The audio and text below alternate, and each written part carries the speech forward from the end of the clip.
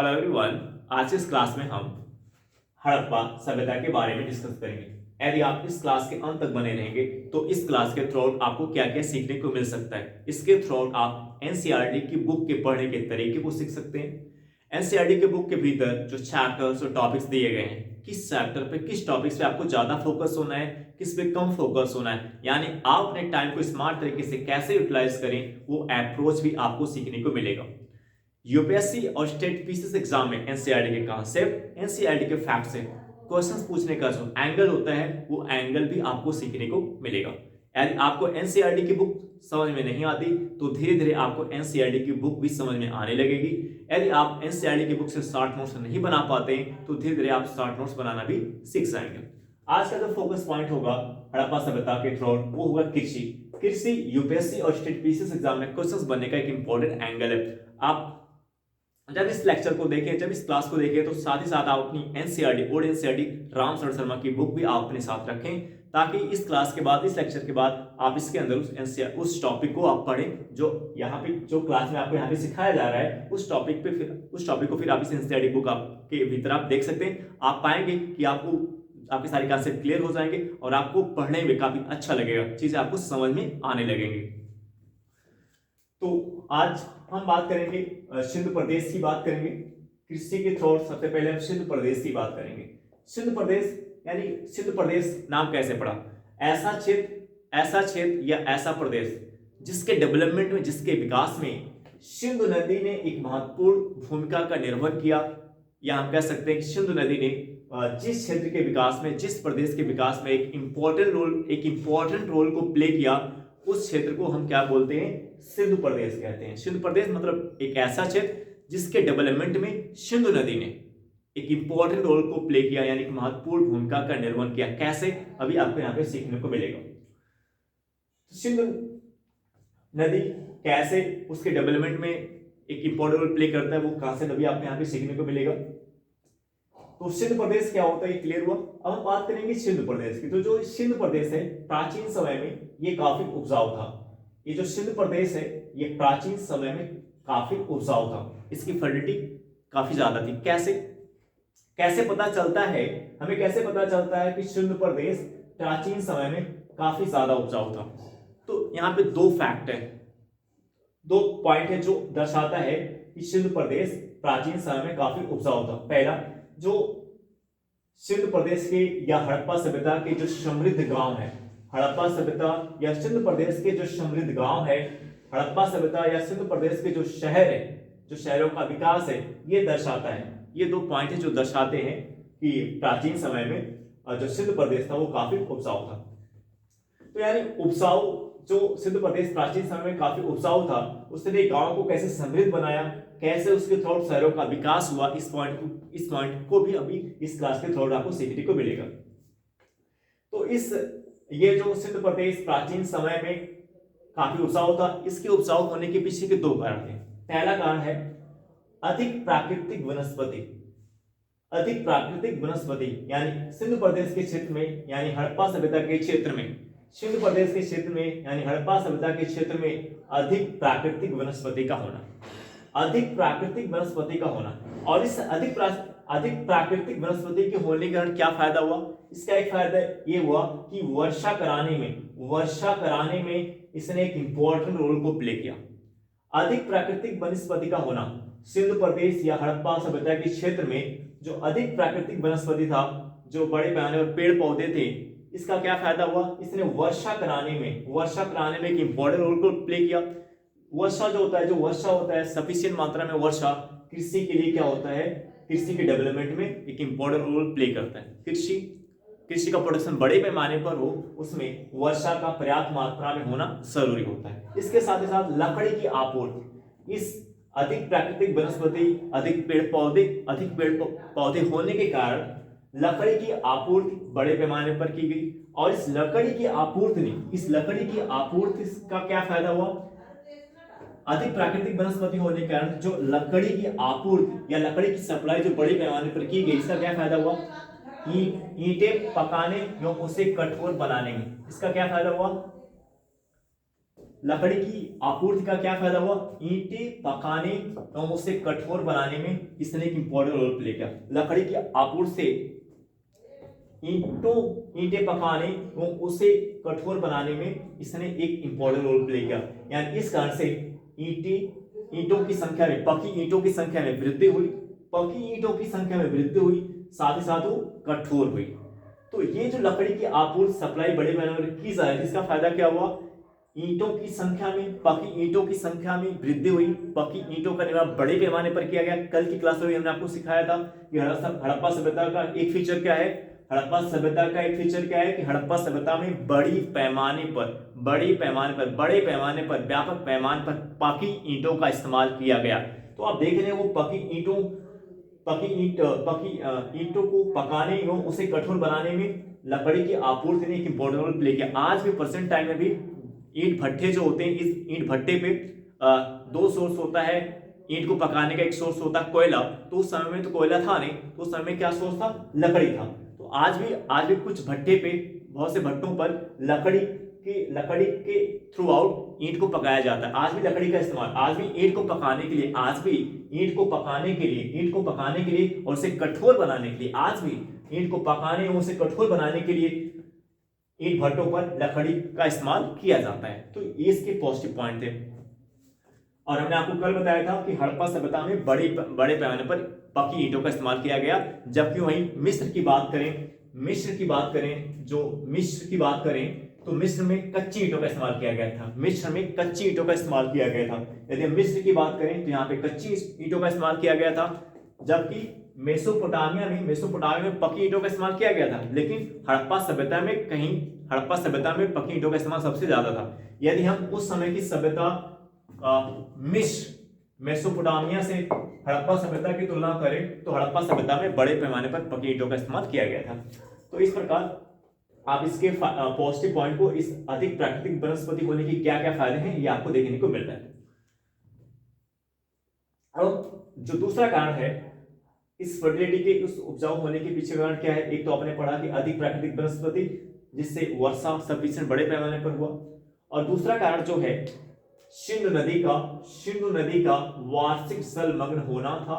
बाढ़ एक वार्षिक घटना थी। इस सिंधु प्रदेश के क्षेत्र में बाढ़ एक वार्षिक घटना थी। कैसे पता चलता है बाढ़ एक वार्षिक घटना थी? सुरक्षा के लिए ईंटों से बनी दीवारों से संकेत मिलता है। यानी बाढ़ से बचने के लिए, बाढ़ से सुरक्षा प्रदान करने के लिए, बाढ़ से सुरक्षा के लिए ईंटों से बनी दीवारों से संकेत मिलता है कि बाढ़ एक वार्षिक घटना थी। और इस बाढ़ जो एक वार्षिक घटना थी, यानी सिंधु नदी का जो वार्षिक जलमग्न होना था, ये इस क्षेत्र को, सिंधु प्रदेश की फर्टिलिटी को, इसके उपजाऊ बनाने में एक इंपॉर्टेंट रोल को प्ले करता है, एक महत्वपूर्ण भूमिका का निर्वहन करता है। जैसे आप गंगा के मैदान की बात करें तो गंगा के मैदान की फर्टिलिटी क्या है? ज्यादा है। और गंगा के मैदान के निर्माण में किस नदी का इंपॉर्टेंट रोल है? गंगा का।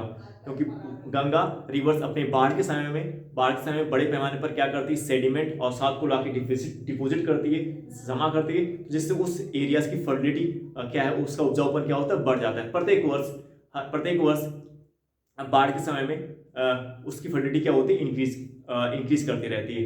तो जिस प्रकार गंगा के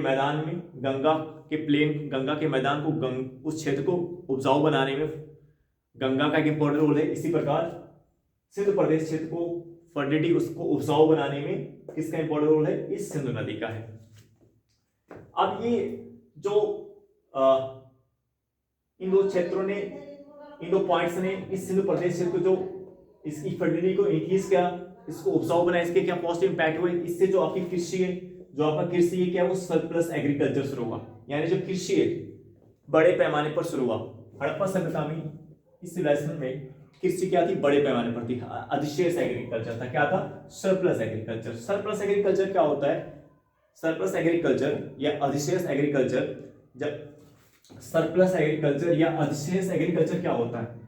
जब आप इतना परिश्रम करते हैं कि आप अपनी जरूरत तो पूरा कर रहे हैं, साथ ही साथ आप उन लोगों की जरूरत, शहरों के लोगों की, कस्बे को लोगों की, और भी जो दूसरे काम करने वाले हैं, जो अलग अलग एक्टिविटी में लगे हुए हैं, जो कृषि नहीं करते हैं, उन लोगों की भी आप जरूरत पूरा कर पा रहे हैं। तो एग्रीकल्चर और कृषि क्या होता है, सरप्लस होता है, अधिशेष।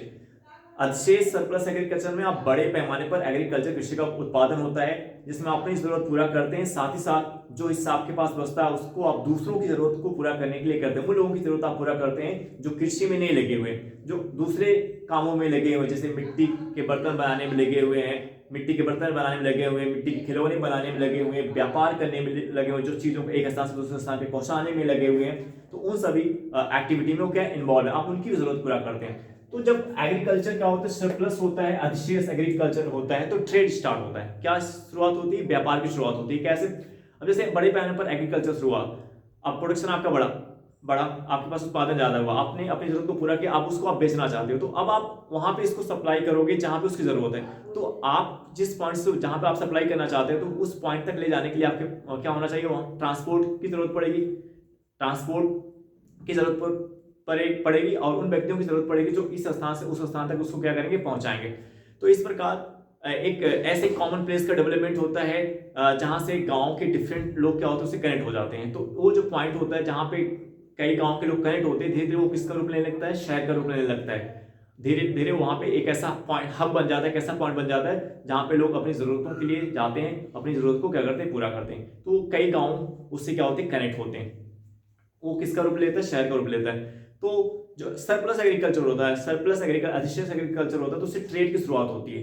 जब ट्रेड की शुरुआत होती है तो ट्रेड बड़े पैमाने पर होने से लोगों की इनकम भी बढ़ती है, और इससे शहरों का डेवलपमेंट, शहरों का क्या होता है, विकास भी होता है। तो इस प्रकार जो इसकी फर्टिलिटी ने एग्रीकल्चर को सरप्लस किया, और जिससे गांव भी समृद्ध हुए, और शहरों का क्या हुआ, डेवलपमेंट। शहरों का डेवलपमेंट कैसे, क्योंकि इससे बड़े पैमाने पर ट्रेड, व्यापार की शुरुआत होती है। अब हम बात करेंगे इसी प्रकार नील अगर उस समय की एक जो समकालीन सभ्यता मिस्र की, उस समय की हड़प्पा सभ्यता के समय की एक सभ्यता क्या थी, मिस्र की सभ्यता थी। और मिस्र की सभ्यता को, यानी मिस्र के डेवलपमेंट में, मिस्र के विकास में किस नदी ने इंपॉर्टेंट रोल प्ले किया था, नील नदी ने। जिस प्रकार मिस्र के विकास में, मिस्र देश के डेवलपमेंट में नील नदी ने एक इंपॉर्टेंट रोल को प्ले किया, इसी प्रकार हड़प्पा सभ्यता के विकास में सिंधु नदी ने भी एक महत्वपूर्ण भूमिका का निर्वहन किया। कृषि का एक इंपॉर्टेंट कंपोनेंट होता है औजार। कृषि का एक इंपॉर्टेंट कंपोनेंट क्या होता है, औजार होता है। औजार की यदि हम बात करें, कालीबंगा जो राजस्थान में स्थित है, औजार की अगर हम बात करें तो कालीबंगा जो राजस्थान में स्थित है, यहाँ के नालों से पता चलता है कि खेतों की जुताई होती थी। कालीबंगा जो राजस्थान में स्थित है, कालीबंगा जो राजस्थान में स्थित है, यहां से जो नालों की प्राप्ति की गई, यहाँ पे कालीबंगा में जो नालों के एविडेंस पाए गए हैं, कालीबंगा से जो नालों के एविडेंस, नालों के साक्ष्य पाए गए, इससे क्या पता चलता है, इससे पता चलता है कि इस क्षेत्र में, यानी राजस्थान के कालीबंगा में, इस क्षेत्र में खेतों की जुताई की जाती थी। खेतों की जुताई के लिए संभवतः लकड़ी के हल का उपयोग किया जाता था। ध्यान दीजिएगा, लकड़ी के हल का उपयोग किया जाता था, संभवतः लकड़ी के हल का उपयोग किया जाता है। इसके साथ ही साथ पकी हुई मिट्टी के हल के भी एविडेंस प्राप्त होते हैं। बनावली हरियाणा से पकी हुई मिट्टी के हल के एविडेंस प्राप्त होते हैं। एक पॉइंट ध्यान रखना, हड़प्पा सभ्यता में लोहे के हल का उपयोग नहीं किया गया है। यूपीएससी एग्जाम में क्वेश्चन बनेगा, एक इंपॉर्टेंट एंगल है कि हड़प्पा सभ्यता में किस हल का उपयोग किया गया है, लकड़ी के हल का उपयोग किया गया है, और पकी हुई मिट्टी के हल का उपयोग किया गया है। पकी हुई मिट्टी के हल का उपयोग किया गया है, जिसका एविडेंस बनावली में प्राप्त होता है। कहां में प्राप्त होता है, बनावली में प्राप्त होता है, जो किस राज्य में स्थित है, हरियाणा में स्थित है। एक पॉइंट मैं क्लियर कर दे रहा हूं कि ये यूपीएससी एग्जाम में क्वेश्चंस बनने का एक इंपॉर्टेंट एंगल है। यहाँ पे कांसेप्ट आपको क्लियर होना चाहिए। आप रामशरण शर्मा की बुक का जो कांसेप्ट है वो क्या कह रहा है कि औजार के थ्रू देखें तो कृषि औजार में यहाँ पे लकड़ी के हल का इस्तेमाल किया गया है, और पकी मिट्टी के हल का इस्तेमाल किया गया है, जिसका एविडेंस हमें बनावली से प्राप्त होता है, जो हरियाणा राज्य में स्थित है। हड़प्पा सभ्यता में लोहे के हल का इस्तेमाल नहीं किया गया है। हड़प्पा सभ्यता में लोहे के हल का इस्तेमाल नहीं किया है, क्योंकि इस एज में, हड़प्पा सिविलाइजेशन में लोहे की खोज नहीं हुई थी। लोहे के बारे में लोगों को लोहे के बारे में जानकारी नहीं थी। लकड़ी के हल को किसके द्वारा खींचा जाता था, बैल द्वारा खींचने वाले। लकड़ी के हल का जो इस्तेमाल किया गया था, इसको किसके द्वारा खींचा जाता था, बैल के द्वारा खींचा जाता था। और ऊंटों के द्वारा ऊंटों का भी प्रयोग किया जाता रहा होगा इसको खींचने के लिए। लकड़ी के हल का जो इस्तेमाल किया जाता था इसको खींचने के लिए बैलों का इस्तेमाल करते थे, शायद ऊंटों का भी इस्तेमाल किया जाता रहा होगा। इस रामशरण शर्मा की बुक एंशिएंट हिस्ट्री में ऊंटों के बारे में जिक्र किया है। इसमें कहा गया कि ऊंटों के द्वारा, ऐसा लगता है कि ऊंटों का भी इस्तेमाल किया गया होगा, ऐसा लगता है, ऐसा फील होता है कि इस लकड़ी के हल को खींचने के लिए ऊंटों का भी इस्तेमाल किया गया होगा। अब हम इस औजार की बात करें तो यहाँ पे पत्थर की हांसियां, हड़प्पा सभ्यता के लोग कृषि औजार के रूप में पत्थर की हांसी का इस्तेमाल करते थे। हड़प्पा सभ्यता के लोग कृषि औजार के रूप में पत्थर की हांसी का इस्तेमाल करते थे। हड़प्पा सभ्यता के लोग कृषि औजार के रूप में पत्थर की हांसी का इस्तेमाल करते थे। किसके लिए? फसलों की कटाई के लिए, फसलों की कटाई के लिए। मोस्ट इंपॉर्टेंट कीवर्ड है यूपीएससी एग्जाम में क्वेश्चन बनने का, मोस्ट इंपॉर्टेंट कीवर्ड है एनसीईआरटी में। अभी इस पॉइंट में क्वेश्चन पूछा नहीं गया है, फ्यूचर में यूपीएससी और स्टेट पीसीएस एग्जाम में क्वेश्चन बनेगा। एक इंपॉर्टेंट एंगल है गबरबंद या नाला। गबरबंद या नाला क्या होता है? गबरबंद या जो नाला होता है इसको जल संग्रह के लिए यूटिलाइज किया जाता था। गबरबंद या जो नाला होता था इसे जल संग्रह के लिए यूटिलाइज किया जाता था। गबरबंद या जो नाला होता है, गबरबंद या जो नाला है इसको जल संग्रह के लिए यूटिलाइज किया जाता था, जल संग्रह के लिए। ये जो हमें बलूचिस्तान जो पाकिस्तान में स्थित है और अफगानिस्तान के कुछ हिस्सों की ये एक विशेषता थी। जो गबरबंद या नाला है, जो गबरबंद या नाला है, ये बलूचिस्तान जो पाकिस्तान में स्थित है और अफगानिस्तान के कुछ हिस्सों की एक विशेषता थी। देखिए यहाँ पे देखिए एक पॉइंट है, कुछ हिस्सों की एक विशेषता थी, कुछ हिस्सों की एक विशेषता थी, ना कि सभी हिस्सों की। अब यूपीएससी एग्जाम में अगर इस पॉइंट पे क्वेश्चन बनाता है तो अगर उसने स्टेटमेंट में डाल दिया कि बलूचिस्तान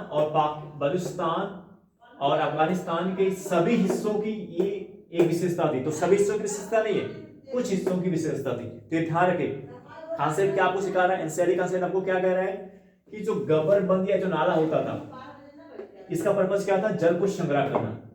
और इस जल को संग्रह करके इसको किस लिए यूटिलाइज करते थे? कृषि के लिए यूटिलाइज करते थे। जल संग्रह करने का पर्पस क्या था? कृषि में यूटिलाइज करना। इस जल संग्रह जो यहाँ पे जल को कलेक्ट किया जाता था इसका प्रयोग किसके लिए किया जाता था? कृषि के लिए किया जाता था, यानी इरिगेशन के लिए, सिंचाई के लिए किया जाता था। गबरबंद या जो नाला होता है जिसमें जल संग्रह किया जाता था, जिसमें जल को कलेक्ट किया जाता था, किसके लिए? इरिगेशन, सिंचाई के लिए किया जाता, कृषि के लिए। इसका उपयोग किसके लिए? कृषि के लिए करते थे, यानी कृषि में सिंचाई के लिए करते थे।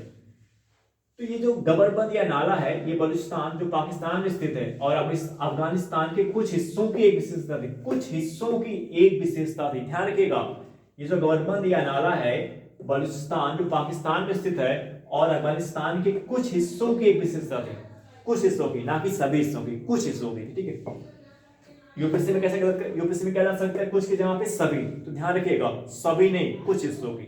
सभी में और कुछ में अंतर होता है। बलूचिस्तान और अफगानिस्तान के कुछ हिस्सों की, ना कि सभी, कुछ हिस्सों की। ठीक है, कुछ में और सभी में अंतर है। तो अगर स्टेटमेंट में सभी डालेगा तो स्टेटमेंट क्या हो जाएगा? गलत हो जाएगा। कुछ होगा तो सही होगा। यहाँ पे एक मोस्ट इंपॉर्टेंट पॉइंट, आप इसको बुलेट पॉइंट भी बोल सकते हैं, मोस्ट इंपॉर्टेंट पॉइंट है। लेकिन धारा या नहर का इस्तेमाल संभवतः सिंचाई के लिए नहीं किया जाता था। ध्यान दीजिएगा, इन लोगों के द्वारा, हड़प्पा सभ्यता के लोगों के द्वारा, लेकिन धारा या नहर का इस्तेमाल संभवतः सिंचाई के लिए नहीं किया जाता था। लेकिन धारा या नहर का इस्तेमाल संभवतः सिंचाई के लिए नहीं किया जाता था। लेकिन धारा या नहर का इस्तेमाल संभवतः सिंचाई के लिए नहीं किया जाता था। तो सिंचाई के लिए किसका प्रयोग करते थे? गबरबंद या नाले को यूटिलाइज किया जाता था, जिसमें जल का संग्रह किया जाता था। किसके लिए? सिंचाई के लिए। तो हड़प्पा सभ्यता में किसका प्रयोग नहीं किया गया है? लेकिन धारा या नहर का इस्तेमाल संभवतः सिंचाई के लिए नहीं किया जाता था। अगर क्वेश्चन आ जाता है कि हड़प्पा सभ्यता में सिंचाई के लिए नहरों का इस्तेमाल किया गया था, तो ये स्टेटमेंट क्या होगा? गलत होगा। एनसीईआरटी का कॉन्सेप्ट आपको क्या सिखा रहा है? इस रामशरण शर्मा की बुक आपको क्या सिखा रही है, आपको क्या समझा रहा है, क्या कॉन्सेप्ट आपको बता रहा है, क्या आपका कॉन्सेप्ट क्लियर कर रहा है? ये कि लेकिन धारा या नहर का इस्तेमाल संभवतः सिंचाई के लिए नहीं किया जाता था। अब आपके सम्मुख आप क्या सीख रहे हो कि नहर का इस्तेमाल सिंचाई, संभवतः नहर का इस्तेमाल सिंचाई के लिए नहीं किया जाता था। संभवतः नहर का इस्तेमाल सिंचाई के लिए नहीं किया जाता था। आप ये सीख करके जा रहे हो। अगर आपके सामने स्टेटमेंट आ गया कि हड़प्पा सभ्यता में नहरों का इस्तेमाल सिंचाई के लिए किया गया था, तो स्टेटमेंट क्या हो जाएगा, गलत हो जाएगा, क्योंकि आप क्या सीख के जा रहे हो, हड़प्पा सभ्यता में नहरों का इस्तेमाल सिंचाई के लिए नहीं किया गया था। हड़प्पा सभ्यता में नहरों का इस्तेमाल सिंचाई के लिए नहीं किया गया था, सिंचाई के लिए नहीं किया, संभवतः हड़प्पा सभ्यता में नहरों का इस्तेमाल सिंचाई के लिए नहीं किया जाता था। अब प्रमुख फसल की बात करें तो अधिशेष सरप्लस एग्रीकल्चर था, यानी बड़े पैमाने पर अपनी जरूरत पूरा कर रहे हैं, साथ ही साथ शहर के लोगों की जरूरत पूरा कर रहे हैं, और उन लोगों की जरूरत पूरा कर रहे हैं जो कृषि कार्य में ना लगे हुए बल्कि दूसरे कार्यों में वो लगे हुए हैं। तो प्रमुख फसल में देखें तो गेहूं है, जौ है, राई है, मटर है।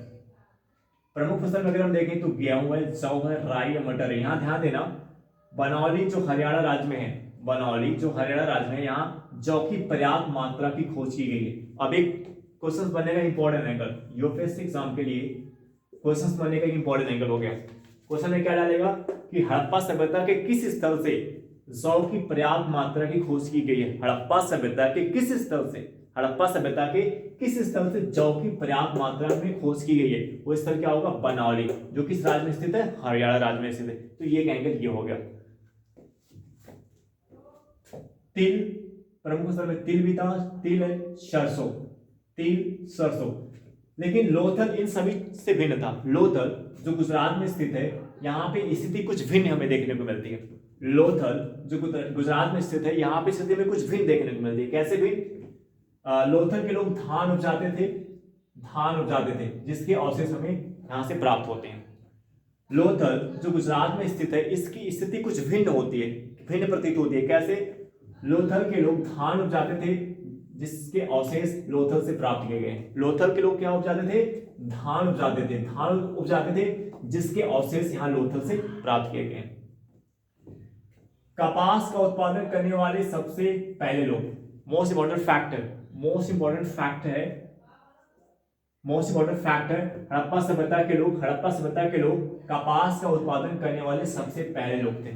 हड़प्पा सभ्यता के लोग कपास का उत्पादन करने वाले सबसे पहले लोग थे। हड़प्पा सभ्यता के लोग कपास का उत्पादन करने वाले सबसे पहले लोग थे। नेक्स्ट पॉइंट है, देखिएगा मोहनजोदड़ो, इसको आप ध्यान से देखिएगा। मोहनजोदड़ो, हड़प्पा कालीबंगा के बारे में हमने कल इससे पहले आपको बता दिया। इससे पहले वाली क्लास में हमने मोहनजोदड़ो, हड़प्पा और कालीबंगा के बारे में डिटेल में आपको बताया।